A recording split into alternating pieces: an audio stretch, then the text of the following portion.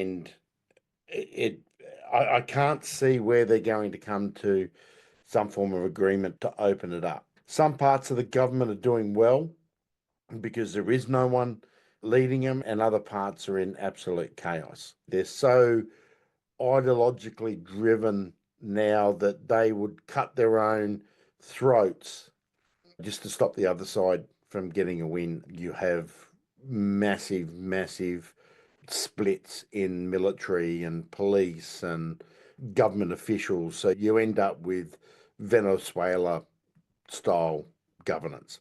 And that is where the US is headed if they don't come to an end of this shutdown.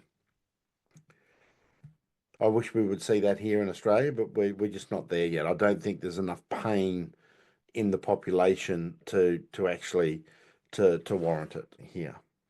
He purged 9 generals, most of them from the eastern side, and a couple of them off his own Politburo, which is like these are people in the inner circle.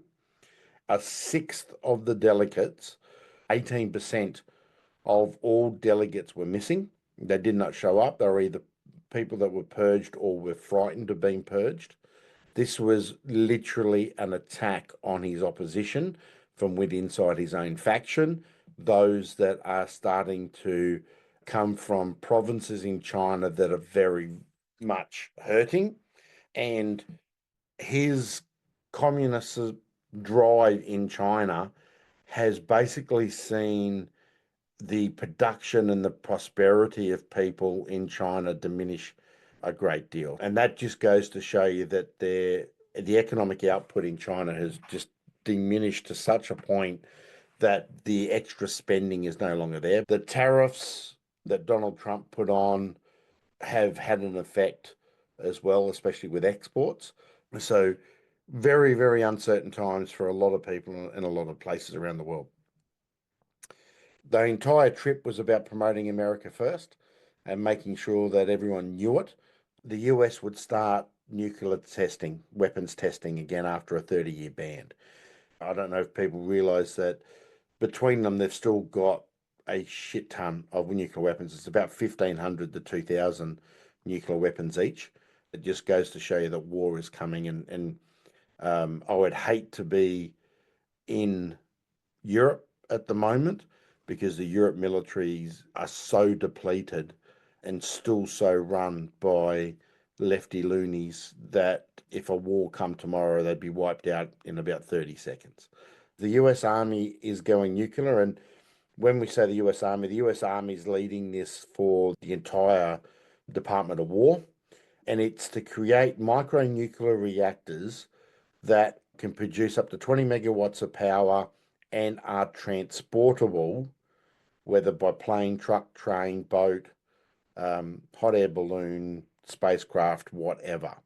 So this is a massive step and a massive preparation for war, as it will mean that they can really ramp up the amount of power they want. With all the technological advances that we need, we are going to have to become heavily reliant on nuclear to do it.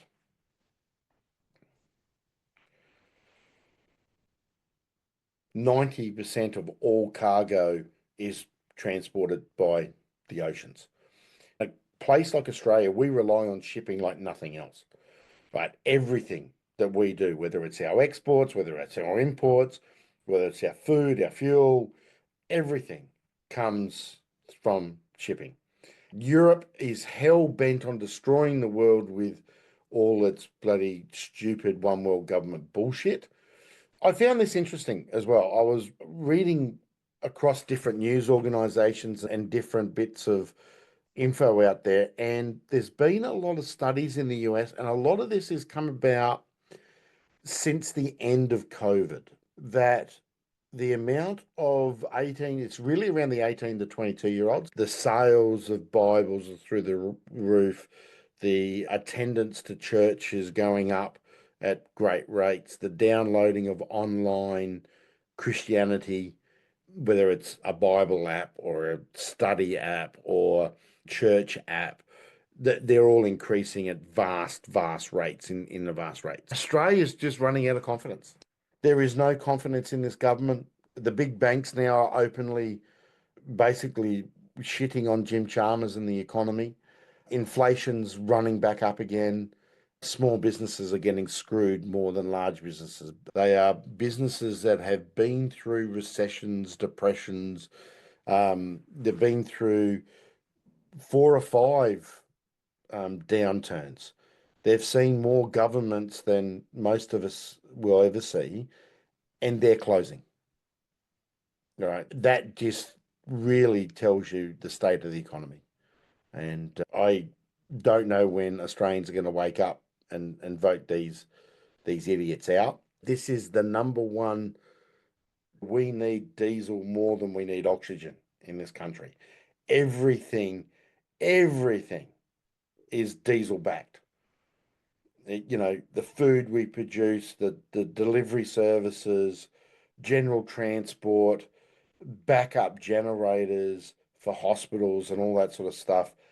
Everything is diesel backed. And that level of 28 days of diesel is a massive, massive, massive red flag. Australia used to have 10, 11 refineries in this country, and we're now down to two. Out of those two, we'll be losing one shortly, I suspect. And then that'll leave us with one.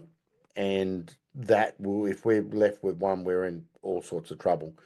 Because if the IMO get their way, as I said before, they'll restrict the amount of shipping, and that will cause a shipping crisis in its own because there should be fucking massive, massive, massive warning signs going off down there in Canberra and even at the state level over this because one supply shock, a war breaks out in the Middle East, which is where a majority of our oil and refined product comes from, we are screwed.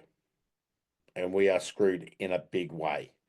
The legislation is not just for Aboriginal people. The way that it's written, and because Victoria is so hell-bent on not offending anyone, they've created so many holes in this legislation that it could allow a Muslim state, a Hindu state, a left-footed Californian state with their own laws, own rules, own everything inside the state of Victoria.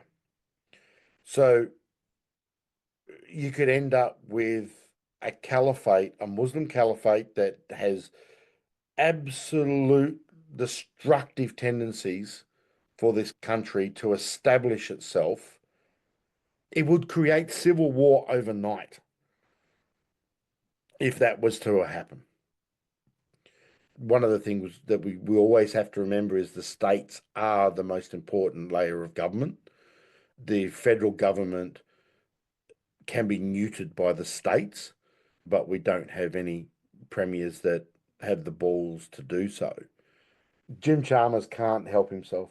He just keeps coming over and over and over again for your super money. That is just horrendous because the net zero stuff that it backed all went to zero. We're seeing massive investment funds all through Europe that back these stupid ideals lose tremendous amounts of money. The middle ground or the minor parties are growing and changes are coming. Now, if we have a look at the war that is causing this, the Libs and Nats are, but the Liberal Party in its own right is basically unelectable or unvotable at this stage. Certain parts of the Nationals are still votable, but they're dying at a fast rate. Watch this space because this is going to happen. Now, nothing may happen this side of Christmas purely and simply because to make some of these changes, you actually need time for them to happen in the background. Or it could happen next week and it would be a spectacular implosion. But watch this space. The more and more One Nation rises, the more and more One Nation's going to slit its own throat. And the more and more and the longer it goes, that these parties can't get their shit together, the more and more they're going to bleed out. And they're going to bleed out in a big way.